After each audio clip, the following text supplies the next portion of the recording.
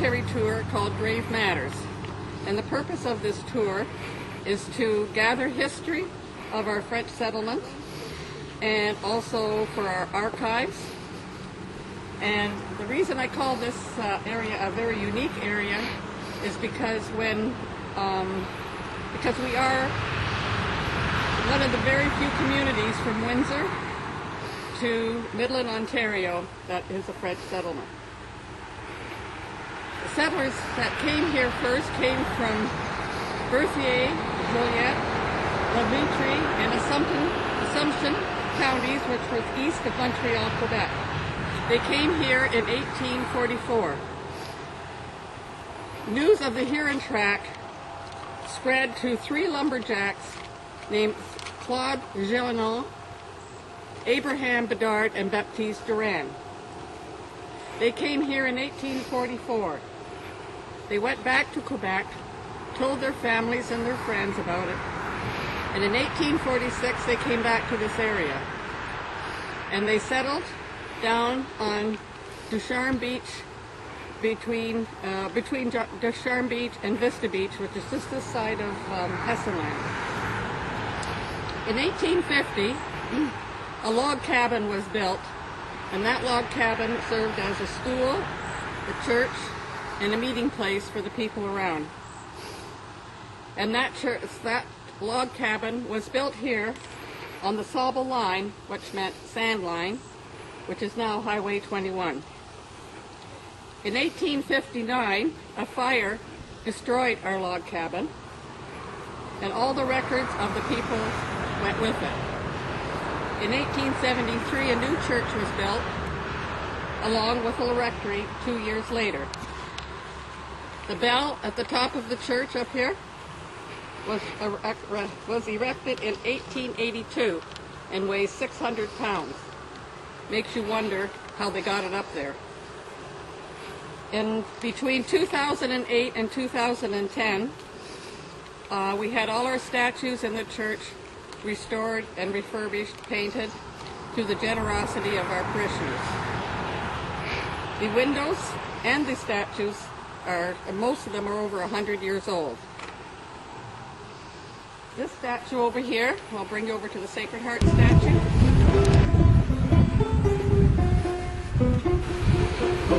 The legend has it that this area was plagued with very fierce storms, and in 1922, this statue of the Sacred Heart was put here, and storms subsided to what we see in the last few centuries. Now I'd like to come over here to the St. Andre statue.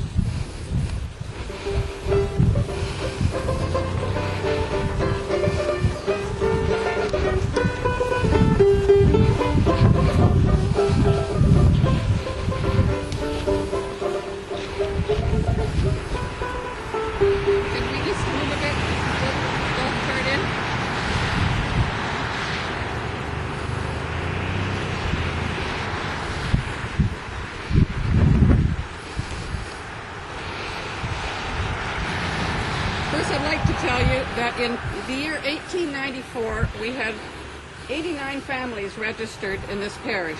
Today, we have 170 families, and we're still a very active parish. Across the road over here, this house was bought by the diocese and for a convent. The Ursuline sisters came here, and they lived in the house across the road and taught in our schools. Now our St. Andre statue here, the base was made by Fred Turnbull in Grand Bend, and Joseph Canton, son of Narcisse, did a lot of fundraising and to pay for the statue, which came from Montreal. Now I think I'd like to introduce you to St. Andre.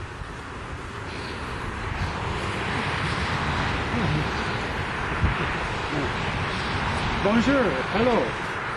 Je m'appelle Frère André. I am Brother André. Well, they call me Saint André now, but you do realize that it is through the love and mercy of God that the sick are healed and the lame are cured. Excuse me, Mom. I am sorry, I seem to be starting at the wrong end of my story. Merci beaucoup. Thank you so much for coming here today. I love this beautiful place, this settlement called St. Joseph. I love this church. I love the people who live here. They are good-hearted people. They love life. They love God.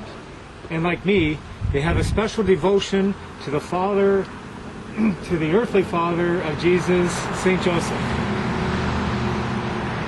And, this is very important, they were mostly French. Today is my great pleasure to tell you how I came to know about all of this. A long time ago, in the 1870s, I was a simple porter, a doorman, at Notre Dame College in Montreal. I always joke. They showed me the door and I stayed for 40 years. One day, I went to the infirmary to visit a sick student who had a high fever.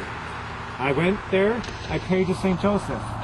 And then I said to the boy, "What are you doing in here, lazy bones? You're not sick, you're a faker. Go out and play with the others." And immediately, the fever subsided. Then a smallpox epidemic spread to another one of our schools, afflicting both teachers and students. So again, I went there and asked St. Joseph to intercede, and the epidemic stopped. After that, sick people, both young and old, from all over were brought to see me. Now, the parents of the students at Notre Dame College didn't want their children catching sickness, so I started to meet people needing prayers at the nearby tram station at Côte des Neiges. But in the afternoon, I would walk up the mountainside and through the birch trees, through the evergreen trees, to a lovely meadow. And when I got there, I stopped and I prayed to St. Joseph. I prayed that one day he would get a church built up there. And I took these little medals of St. Joseph and I planted them in the soil, like seeds, praying that one day they would grow into that church. Now, one day while I was up there, a man from here, all the way from St. Joseph, came there to looking for me. His name was Narcisse Canton. He was the most charismatic man I've ever met. Like me, he had big dreams. But you're going to hear more about that later on. Like me too, he had a special devotion to St. Joseph. And that's why when he established his town just down the road, he called it St. Joseph. Now we became very good friends. He came to Montreal often to do business. And he'd raise money for the church I was praying for. And he brought me here on holidays several times. I got to know the Canton family and other families from this parish very well. I got to know beautiful Lake Huron with her Sunset Spectacular. And one time, just once, he even let me drive his prize Stanley steamer car. Unfortunately, I ditched it. But I prayed to St. Joseph to make me a better driver.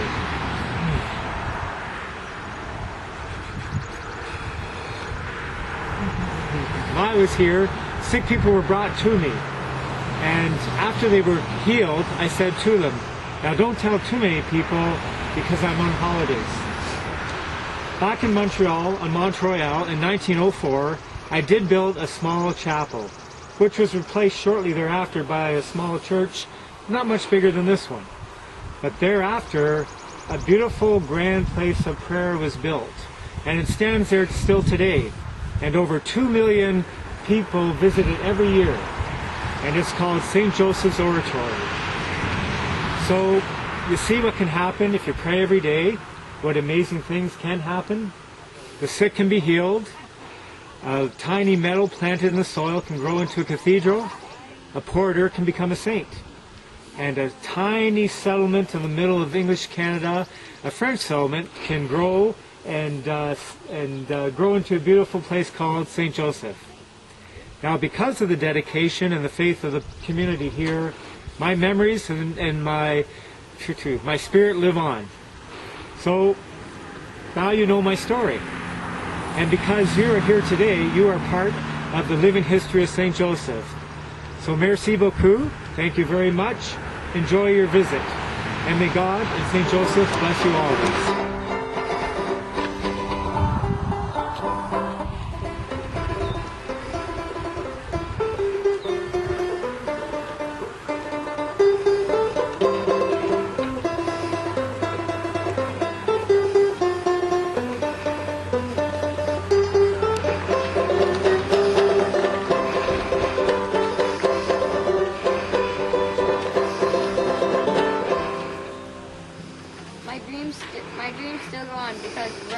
in this spot, it is will be a beautiful garden that they are planning for me, St. Andre.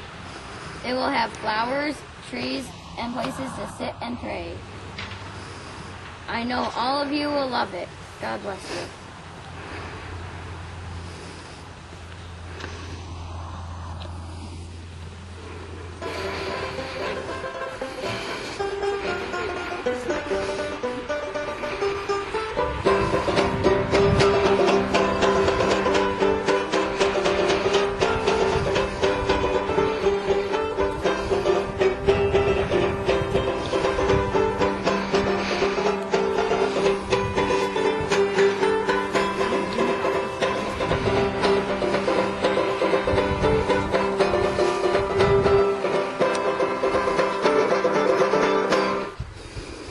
Bonjour!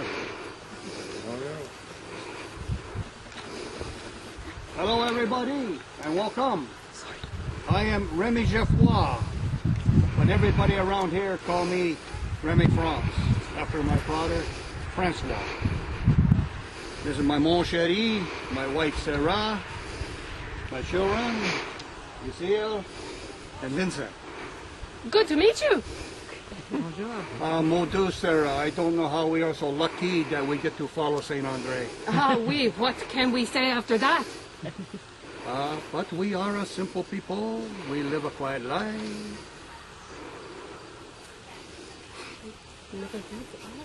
And yeah, we never built the oratory. But you built houses? Remy was a carpenter? Jesus was a carpenter, I guess. That's one thing you have in common with him. Oui. And a good French carpenter used a French tape measure. The numbers were all in French. Tell them how you used to play the fiddle, Papa. Oh, the party we have around here, the house they would shake. We would be in the kitchen. They would take the table and push it against the wall. Take the chair, put it on top of the table. And me, Remy, I would get up and sit in the chair and make my fiddle sing, and they would dance and dance all night long. And the apple cider, homemade, it would be flowing. It had quite a kick. Good time we have. We play hard and we work hard. Into winter time, I go down to the lake and cut ice. We bring the ice up to the ice house, pack it in sawdust, and sell it to the people for their ice box. And my wife Sarah, she ran a dry good business, and she could haggle with the best of them, I tell you. But we still find time to have 8 kids. Oh, small family. Easy for you to say. Oh, smaller than the mosses. Don't steal their thunder. Tell them about the book, Papa. Oh, that's it. Why would I want to tell that story? The story, it's so exciting. Okay. I will tell the story. One time I was coming home from work, and I cut across the pasture. I look, and I see a bull run for me, and I run. And the bull run, and I run more. I come to the tree, and the branches were too high. No one could jump to that. So I say a prayer to my God. I say, God, please don't let me die here and leave my wife and children behind. You know, if you did, I would have killed you. Mon chéri, sometimes your logic escapes me. Tell the rest of the story. And then I run and I jump. I cut the branch. It was a miracle. Oui. St. Joseph looked after me that day. But there was a problem. Oui. The bull, he would no go away. Stubborn like someone I know. Well, you tell a story. No, you do it so well. So I get on très bon idea, a good idea. I see a dog. I call the dog over. The dog chased the bull away. I escaped. So I did not get killed by the bull or my wonderful wife on that day. And I tell you, that is why there are Jeffreys in St. Joseph today. Amen. And they are a carpenter like their grandpa, and they still use a tape measure. Enough now. Let these nice people go on. Okay.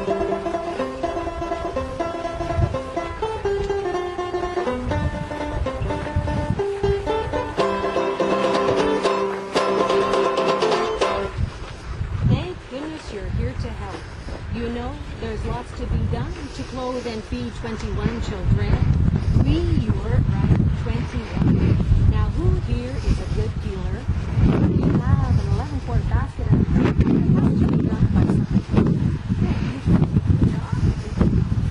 And we have to make 3 pies and 4 cakes. And we have to bake 14 loaves of bread. Now, we don't do that every day, just 3 times a week.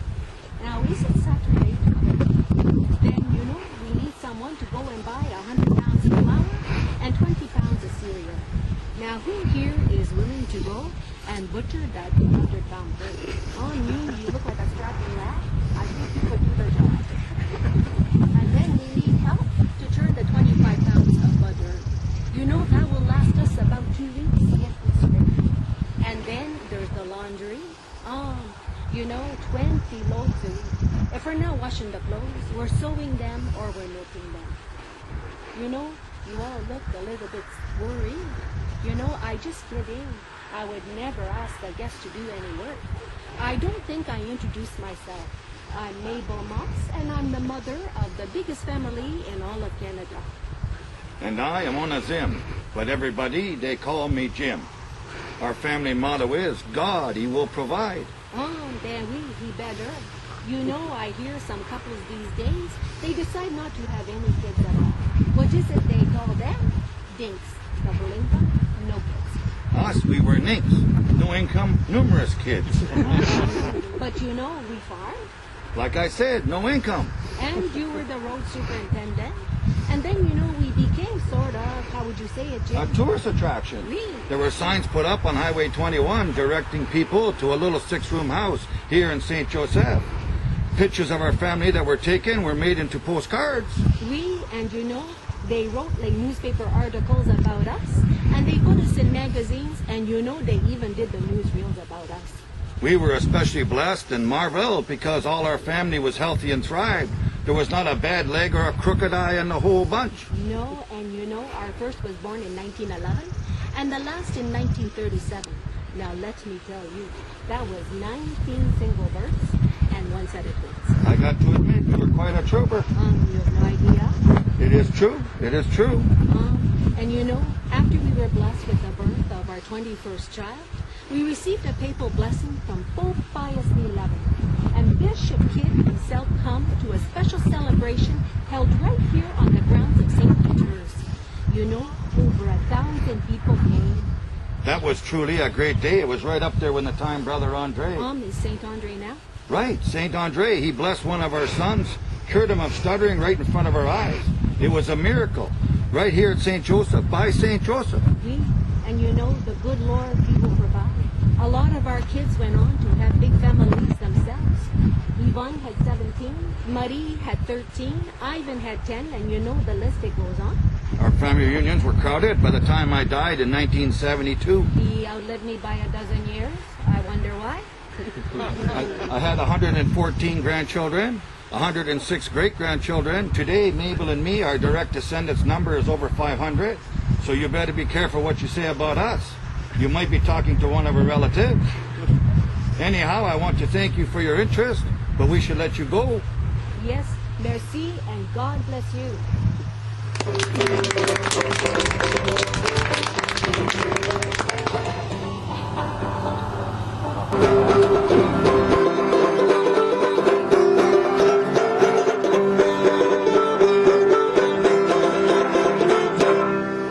Bonjour. Bonjour. Je m'appelle Josephine Quentin. There's a little bit about me on this monument here. It's mostly about my husband, Narcisse. And this is Madeline. She is the youngest daughter of myself and Narcisse. Oh, did you call me, my dear? Oh, look here. We have a new group of investors.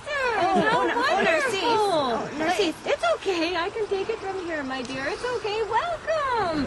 Welcome to the most magnificent place in the whole province. Oh, my dear. I love you very much, mon chéri. Your kind way carry me halfway through my battle to success. Every day I thank God for you and your 9 siblings that your mama give to me. I have a lovely family. But right now, you let Papa take care of business. Go see Mama. Go. Je m'excuse. Let me tell you about my plan. It makes common sense, it will benefit all of humanity, and it will make you all very, very rich. Now, canals drive trade. They're lucrative. New York is the biggest commercial center in the whole continent. Why? Because of the Erie Canal. I propose that we build a canal from just south of the French settlement straight through Port Stanley to Lake Erie. It'll be about 50 miles long. No longer will ships have to go through Lake St. Clair, the St. Clair River, or that nasty Detroit River with all the shoals and all that congestion. It'll save 150 miles. And more importantly, cut 20 hours off the trip. Time is money. We all know that. But the canal is just the start. I have many plans for big waterway improvements. I think that the waterway system I have in mind could cut clear halfway across the continent, all the way to the Atlantic, over 20 to 100 miles.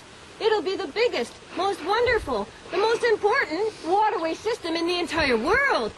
Not now, I'm just getting warmed up. And St. Joseph will be at the very beginning of the canal. I see St. Joseph becoming a boom town. I see factories, and I see big, beautiful brick homes, and we'll need brickyards to build all these brick homes. But the highlight of all of my plans and all of my dreams, down there at the intersection of St. Joseph, I will build a hotel. A hotel for all those big people coming in on the ships and all the businessmen coming here to St. Joseph. I'm so excited about it. It'll be 3 stories high, 200 rooms, and Josephine, my favorite part, an 80-foot cherry wood bar topped, of course, with French marble. I am going to call this hotel the Balmoral. Narcisse. What is it? What? Narcisse, it is not 1897. It's 2012, Papa. Oh. Sometimes my husband, he forgets he's dead. This is awkward. Many of my husband's dreams did come true. We did have factories and brickyard in St. Joseph. And the Dominion of Canada granted him the charter to build a canal. They did grant me my charter. Then that darn World War I broke out and all capital funding for projects frozen. No canal connection for Narcisse. No, but the Balmoral Hotel, it was built on the corner of 21 and 84. Yes, I guess that's true too. Unfortunately, it had to be torn down and sold brick for brick to pay the creditors. Unfortunately too, there were many of those.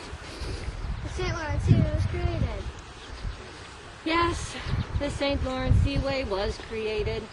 But after I died, and without the Lake Huron, Lake Erie connection... But St. Joseph still exists. True. Yes, it does. Yes, it does. And all these lovely people are here today to enjoy it. The beautiful lake and the beautiful beaches. I founded this town. I named it St. Joseph after the foster father of our Lord Jesus, patron saint of this fine country we have, St. Joseph.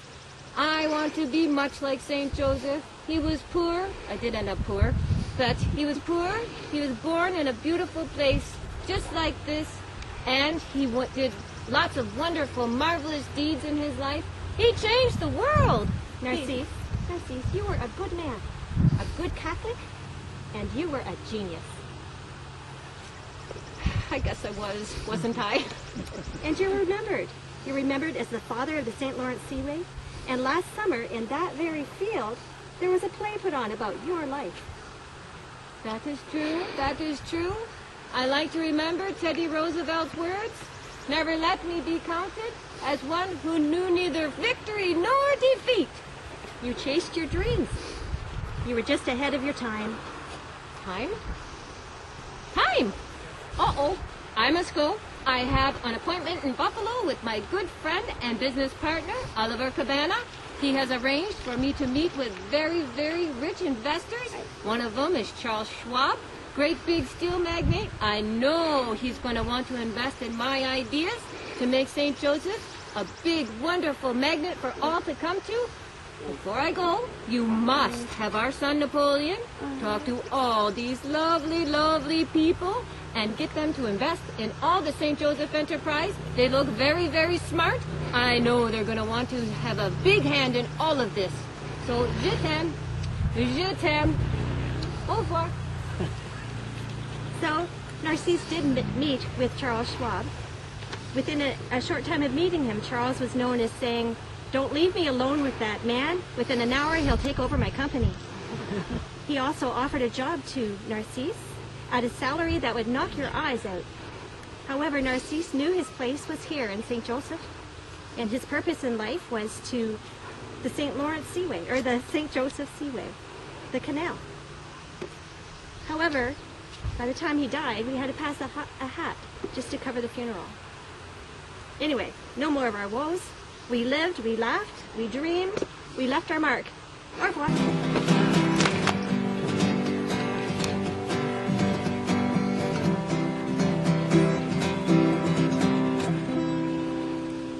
Good afternoon, everyone. My name is Dr. Blackburn. Now, I did my PhD thesis on French settlement. Now, here before us today we have Philip Durand, who, by the way, bears an uncanny resemblance to his great-grandson, Nathaniel.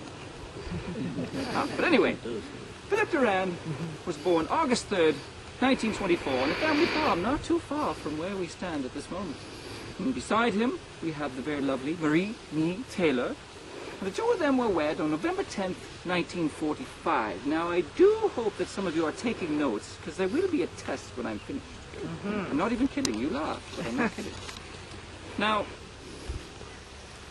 the curious members of your group, I'm sure, are wondering to themselves, how is it exactly that a bunch of French people ended up here in the middle of English-speaking Ontario? Well, allow me to enlighten you. Who is this guy? I don't know. I've never seen him before. He can sure talk. That's for sure. As I was saying, there was a man by the name of Jean Durand, who was born in 1640 in Doyle-sur-le-Mignon, Saint-Ange, France. And after he grew up a little bit, he agreed to a contract to serve as a recruit to recruit people for New France. And eventually he sailed away on a ship called Les Armes de Amsterdam in 1660. For those of you paying attention, he would be 20 years of age by this point. And his life included such things as farming, fishing, hunting, but it also included such things as serving in the militia. For it's a well-known fact that many of the colonists in the area lived in constant fear of the Iroquois Indians. Indeed. Now, eventually, Jean finished his 3 years of service and acquired a land concession at Cap Rouge. And in 1661, I believe it was October, he married a girl by the name of Marie Fayette, a king's daughter, a fille de roi. But unfortunately, their marital bliss was short-lived, for a few months later, in January of 1662, Mademoiselle Fayette appeared before a public notary and had their contract annulled. No, poor guy. Oh, must have broke his heart. I wonder what happened.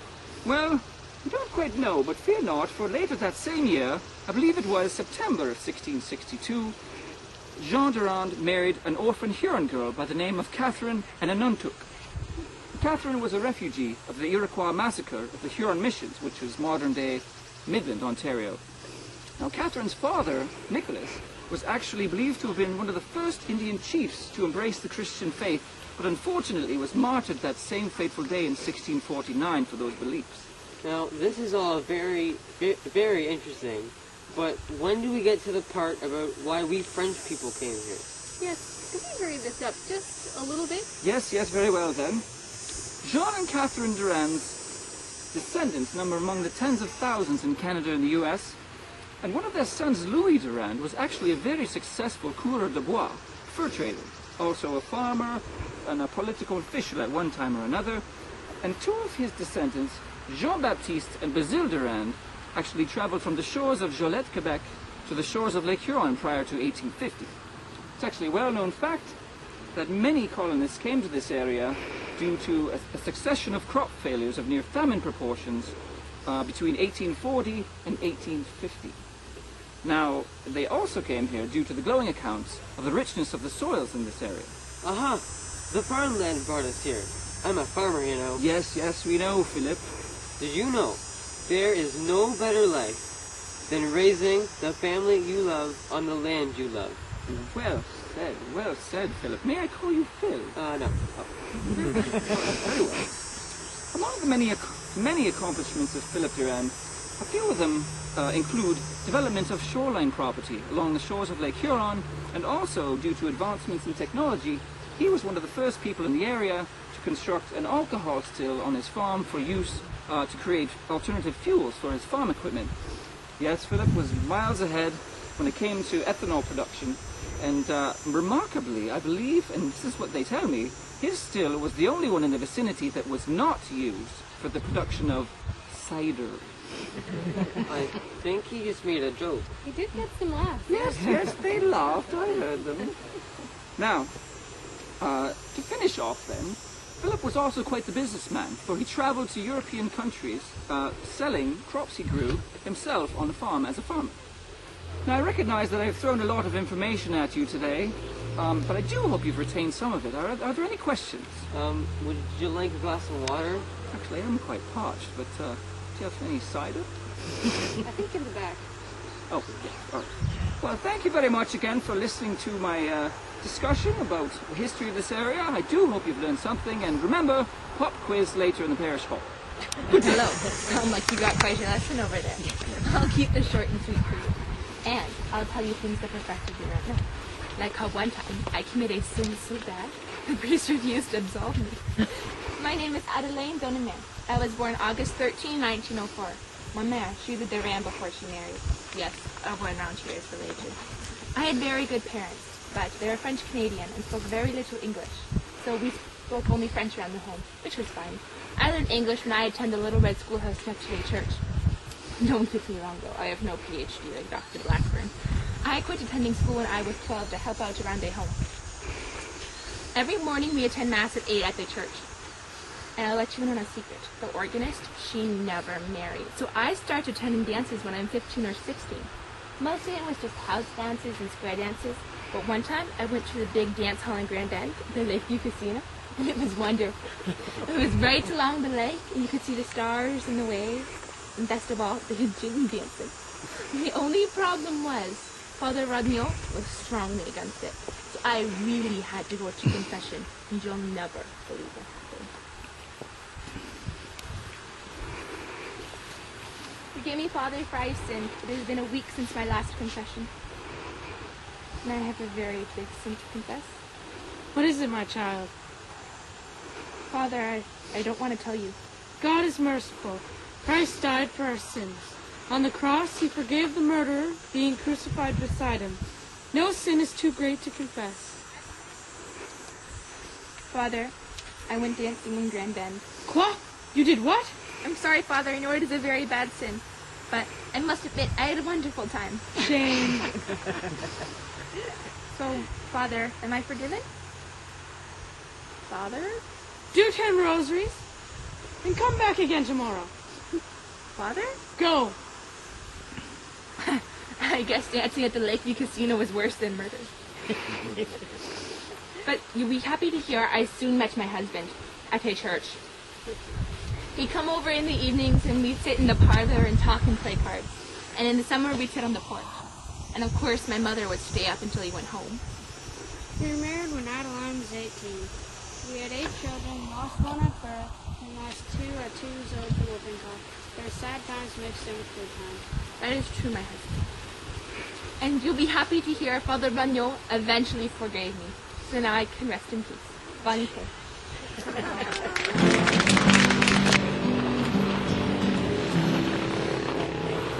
I just have a few words to say about our old cemetery here. It was opened in 1856, and it was the first person to be buried here was Bet Boyle. She was wife of Samuel Boyle. As I told you earlier, the fire destroyed all our records when our first church was built, so we have no idea where the burial grounds are in here for the people, but we do have some of their tombstones. These are a few that we salvaged. Originally, these tombstones were used as a sidewalk between the church and the garage, and when Father Bensette was here in 1973 to 1988. At some point, he had them taken up and cemented into this cairn. And there are still some names that we can see. There are some you cannot see.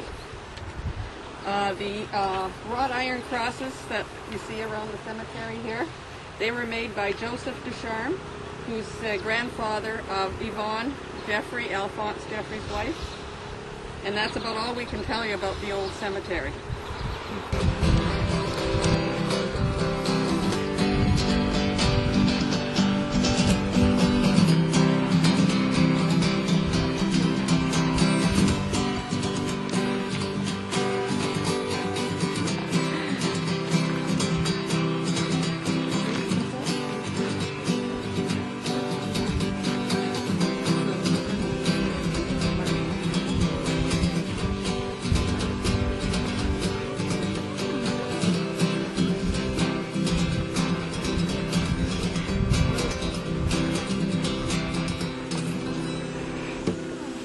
Bonjour. Bonjour.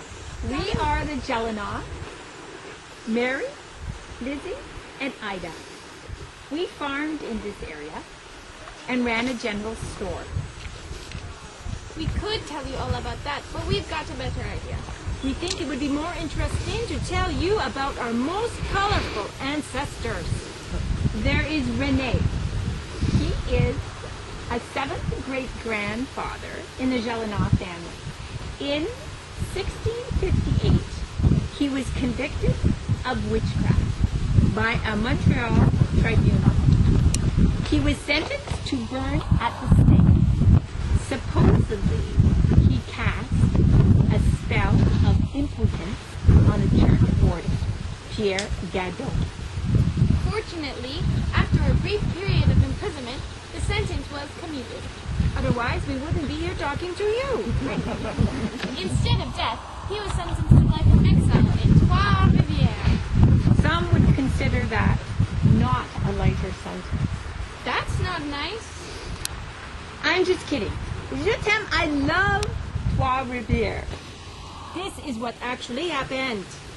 The church warden, Pierre Gadois, got married and found himself impotent and not able to consummate the marriage. This is something that would never happen to any member of the Moss family. Oh, watch it. We're on church property. As I was saying before, I was so rudely interrupted. The church warden, Pierre Gadois, he accused our poor ancestor, Rene, of casting a spell on him. And the bishop, he actually took him seriously. The marriage was ultimately annulled on grounds of permanent impotence caused by witchcraft. The woman remarried, and her misfortune continued.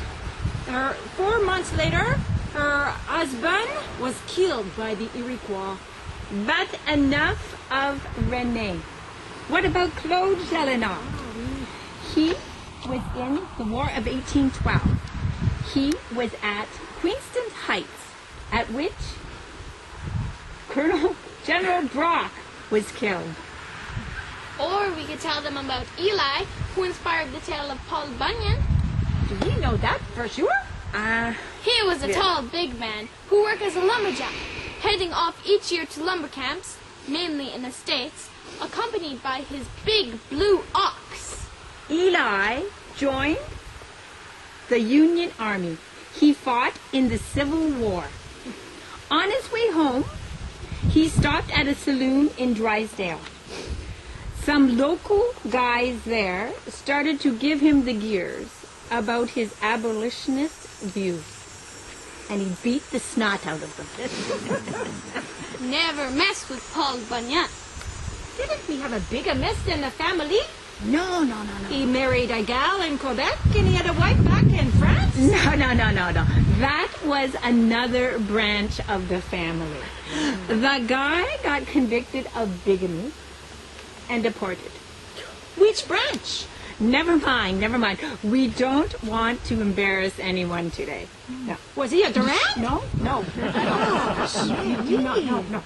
Okay, folks. Thanks for listening. Please know that some of what we told you is actually true. I'd like to tell you a little bit more about our schools in this area. In 1872, the school was built for both Catholics and non-Catholics. This school closed in 1959 when Ecole St. Marie, over here to the left, and that closed in 1986. And then all our children from this area started going to school at St. Boniface in Zurich. And now the school over here is made into apartments. I think when this one was first built, I think the first couple of classes, not grades 1 and 2, or maybe and 7 and 8 were over there, and over here in this school was grades 3, 4, 5, and 6. Our hall here was built in 1941, and 5 years later we actually added washrooms and a kitchen. And this hall here served as a school for grades, like I said, 3, 4, 5, and 6. Now, the only thing I would like to tell you is our church is open. If anybody would